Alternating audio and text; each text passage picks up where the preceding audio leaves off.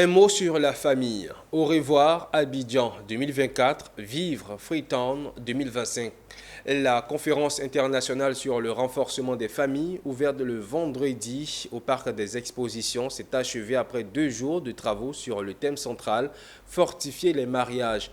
Environ 8000 participants, une dizaine de communications et autant d'expositions et de spectacles.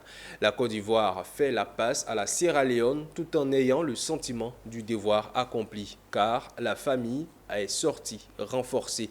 Issa Badini, Maru Siri et Setekissi nous font revivre la deuxième et dernière journée de cette 6e édition.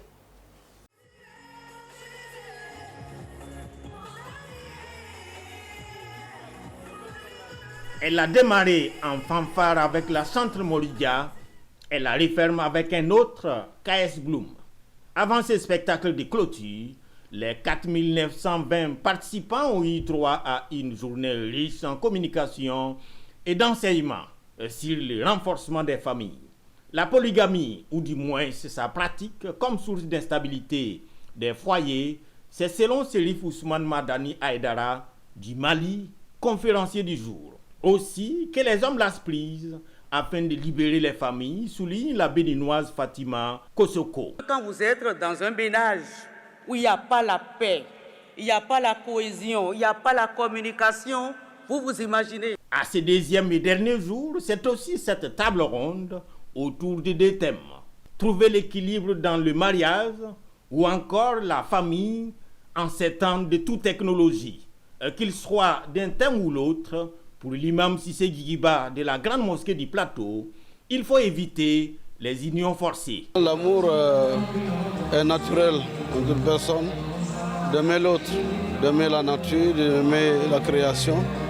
Et cet amour-là peut mourir par le langage, par le comportement, et par l'inattention, par l'ignorance. Et donc les valeurs qui permettent d'entretenir l'amour, il faut les utiliser. À l'église des Jésus-Christ des Saints des derniers jours, l'on est soulagé après la direction d'une conférence grand public. C'est un grand soulagement. Beaucoup d'efforts ont fait partie de cette organisation. Beaucoup de réunions ont été tenues. J'ai des membres d'équipe qui n'ont pratiquement pas dormi du tout pour faire ça.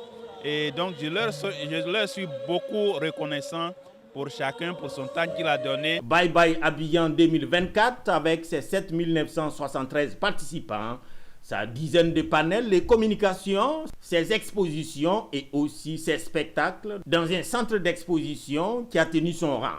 Vive Freetown qui prend le flambeau pour 2025 et qui promet une édition spectaculaire.